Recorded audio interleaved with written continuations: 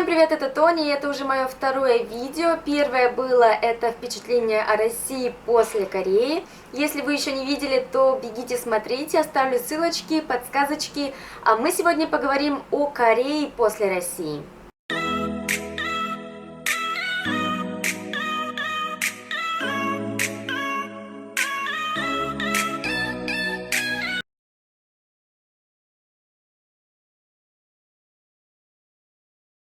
Я постаралась не повторяться, то есть какие-то факты, которые были в России после Кореи, я уже не буду упоминать здесь, но некоторые я просто обязана упомянуть, потому что они оставили, очень сильное впечатление.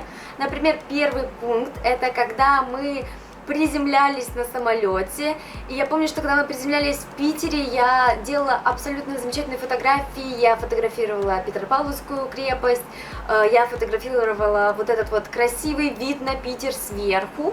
То когда мы приземлялись в Корее, я не могла ничего нормально сфотографировать, потому что все было в дымке. И вначале мы с Юнсобом думали, что идет дождь, или может быть просто туманно, или что-то в этом духе, но потом мы такие, да, это миссэмонджи, это загрязнение воздуха грязной пылью, и именно из-за него Корея с высоты птичьего полета напоминала больше какую-то, я не знаю, задымленную область, что ли. Поэтому это просто сразу немножко подпортило нам настроение. Как только мы приземлились в Корею, я сразу начала думать о том, что так, нужно думать о покупке очистителя воздуха, у меня нету с собой маски и тому подобное. Второе, это лифты в метро, потому что когда ты куда-то едешь, у тебя чемоданы, хорошо, даже если у тебя нет чемоданов, просто ты едешь с коляской, с ребенком, или ты пожилой человек, и тебе сложно ходить вот по этим эскалаторам и переходам, то в Корее метро очень продумано. Всегда есть на станциях лифт, который полностью охватывает все этажи, то есть сначала с самого верхнего вы спускаетесь на этаж ниже, потом проходите оплату, потом опять садитесь в лифт и спускаетесь на этаж уже ниже, непосредственно до самого поезда, то есть уже до самой платформы. Поэтому на многих станциях, за исключением, да, действительно, за исключением некоторого количества станций, я бы сказала, что где-то 85% станций, они оборудованы лифтами, поэтому, когда мы приехали, нам было очень комфортно с чемоданами, мы погрузили все в лифт и вообще без какого-либо дискомфорта доехали до дома. Конечно же, кондиционеры. Как только мы приехали и после аэропорта сели в метро, там был просто очень холодный кондиционер в автобусах, в каких-то заведениях, на кафешках. В Корее всегда очень, я бы даже сказала, холодно на самом деле. Сделано для того, чтобы, когда вы приходите с жаркой улицы, вы сразу прям охладились. Если находиться в таких помещениях долго, то на самом деле становится очень холодно. Когда я долго сижу в каком-то кафе, я работаю, я монтирую видео, я всегда беру с собой что-нибудь накинуть, потому что постоянно находиться в 19 градусах, мы знаем, это достаточно холодно. Люди, которые работают в таких заведениях, тоже бывают одеваются чуть теплее, чем если бы они были снаружи, да, на улице. Дальше иду по порядку, да, вот самолет, приземлились, доехали дома. Что меня сразу удивило, не то чтобы удивило, да, но вот так что, это различие между Россией и Кореей, это вода. Конечно, все равно в России даже у каждого там дома, у каждого, может быть, жилого комплекса немножечко тоже вода разная. В Корее, в принципе, везде вода одинаковая, я имею в виду вот проточная из-под крана. И в Корее она более мягкая, когда я после душа выхожу, у меня не сушит так сильно кожу. Да, она все равно сушит, но после России это было просто там 1-2 секунды. После того, как я вытерла лицо, мне нужно было уже сразу же что-то наносить, это было нереально. Волосы. В России мне приходилось больше использовать кондиционера для волос, потому что волосы были более грубые, жесткие. И в Корее иногда даже я не использую, бывает, вечером кондиционер для волос, то есть абсолютно нормально, мне хватает только шампуня. вода, она действительно более мягкая, и это очень заметно. Если речь идет о Корее, то, конечно, не упомянуть парочки, их парную одежду просто невозможно, и да, после России это действительно бросилось в глаза. Парные футболки, одинаковые кофты, штаны, кроссовки, сумки, все что угодно. В России даже папа вначале был очень удивлен, а почему у вас одинаковые кроссовки, почему у вас одинаковые кофты. Многие мои знакомые тоже спрашивали меня.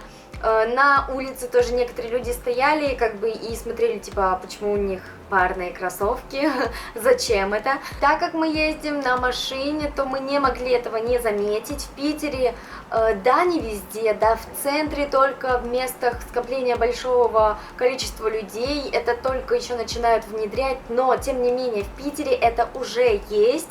В Корее еще нет ни одного светофора со временем.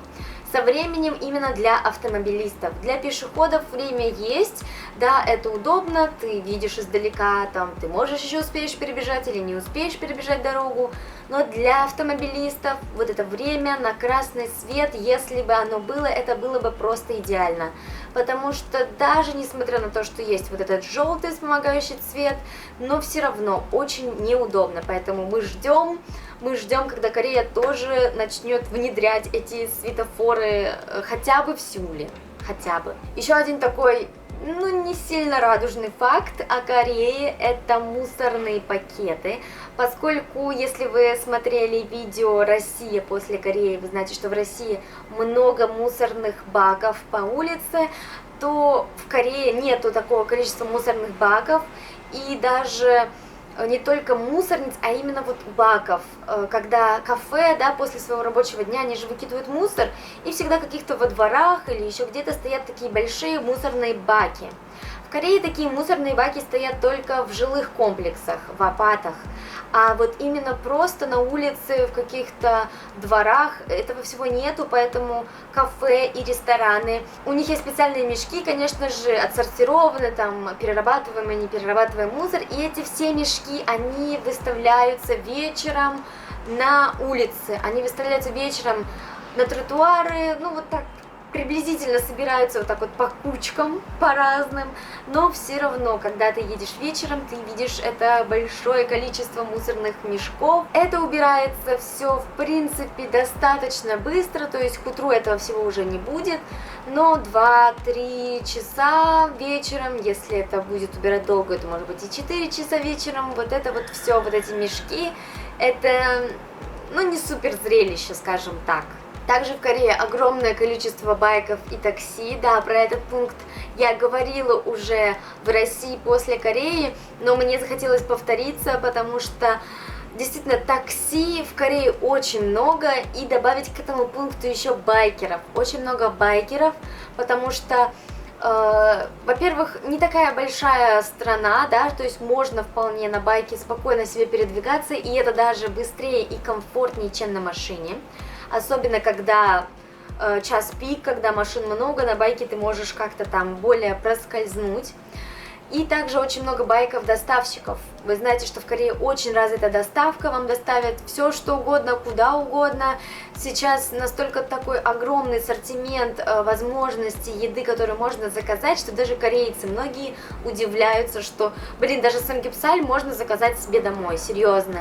И большинство работает 24 часа в сутки, в любое место, в любое время. Также в метро очень заметно, в общественных транспортах, в принципе, очень заметно.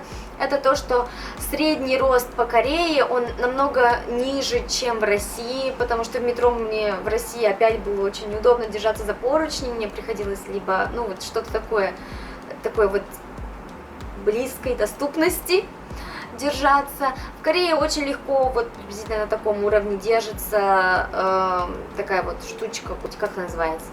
Ну, в общем, вы меня поняли, чтобы держаться в метро. И когда я стою, я замечаю, что люди, девушки, они, в принципе, со мной одного роста, может быть, выше на меня ростом. Я где-то 160, то есть люди, которые ниже меня ростом, есть люди, которые со мной ростом, и даже если они выше, то есть 165, 170, но в России очень много высоких людей, и это действительно заметно. Ну и напоследок такой всем известный факт – это интернет. И несмотря на то, что я покупала достаточно хороший интернет в Питере, все равно он очень тупил, и после корейского это очень заметно. Если раньше, когда я жила в Питере, я как-то не замечала я про то, что медленный интернет. Да, я все равно знала, что в Корее очень быстрый интернет, очень хороший интернет. Это знают, наверное, все люди, даже которые не увлекаются Кореей.